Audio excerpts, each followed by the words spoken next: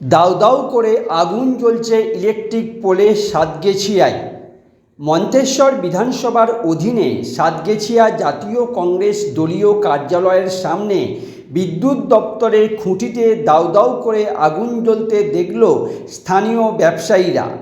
সাতগেছিয়া চৌমাথা সংলগ্ন কালনা রোডে মঙ্গলবার আনুমানিক বেলা 11:30 নাগাদ ব্যবসায়ী ও পথ চলতি জনসাধারণ দেখতে পান দাউ দাউ করে আগুন জ্বলছে ইলেকট্রিক পোলে।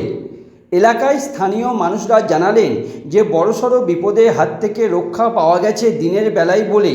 যদি রাত্রে হতো তাহলে বহু ব্যবসায়ীর ক্ষয়ক্ষতি হওয়ার আশঙ্কা ছিল এবং অপোজিট সাইডে একটি রাষ্ট্রায়ত্ত ব্যাংক আছে বলে জানালেন স্থানীয় ব্যবসায়ী ও জাতীয় কংগ্রেসের ব্লক সভাপতি।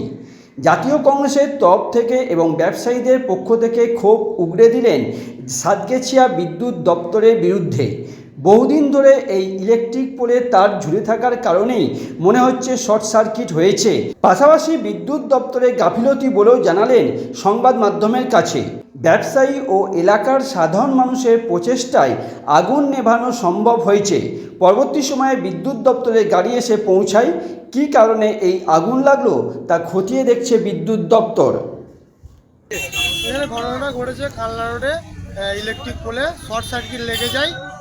হ্যাঁ, তো এইখানে জল দিয়ে নিভানোর চেষ্টা করা হচ্ছে।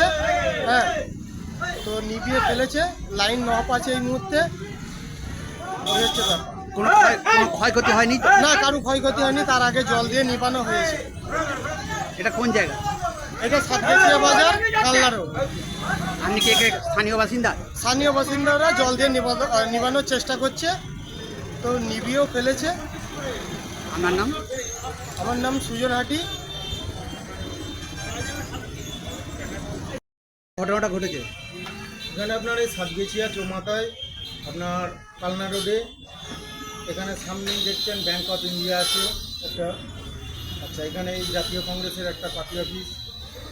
এই মার্কেটের সামনে যে ইলেকট্রিক পোলটা আছে সেই পোলের মধ্যে শর্ট সার্কিট হয়ে আগুন লেগে গিয়েছিল। তো সাধারণ মানুষ চেষ্টা করে জল দিয়ে সেটাকে নিয়ন্ত্রণে নিয়ে এসছে। একটা বড়সড় দুর্ঘটনা ঘটে যেত।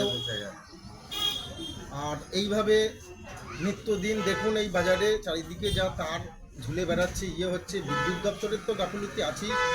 হ্যাঁ, এটা কি আর বলবো। যাই হোক, একটা বড়সড় দুর্ঘটনার হাত থেকে রক্ষা পেল। এটা কি এখন ঘটেছে?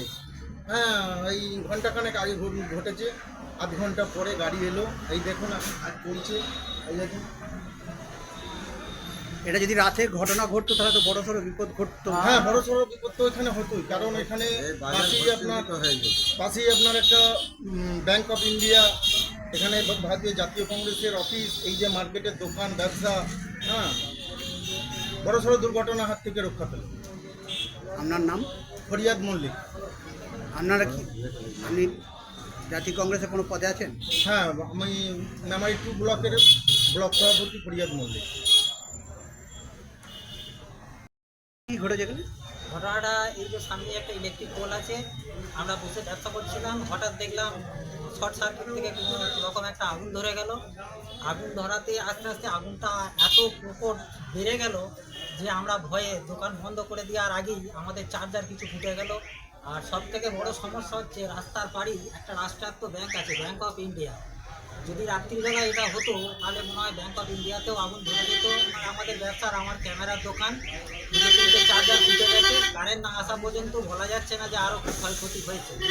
তো এটা যদি রাত্রের দিকে হতো বিরাট ক্ষতি হয়ে যেত। একটা বড় দুর্ঘটনার হাত থেকে বাঁচলাম আমরা। আপনার কিসের দোকান? আমার স্টুডিওতে। আপনার নাম? আমার নাম উত্তম ঘোষ। এখন কি ইলেকট্রিক ডিপার্টমেন্টের? ইলেকট্রিক ডিপার্টমেন্টে ফোন করতে করতে 3-4বার ট্রাই করা হলো, দেখছি ওদের ব্যস্ত আছে, কেউ ধরলো না। ইলেকট্রিক অফিসে লোক এসেছিলো, অনেকক্ষণ পর জানানো হয়েছিল। আর আমাদের ব্যবসাদারের প্রচেষ্টায় আমরা ছাদ থেকে জল ফল দিয়ে কোনো রকম একটু নিয়ন্ত্রণের মধ্যে আনার চেষ্টা করি। অবশেষে খানিকটা রেহাই পাওয়া যায়।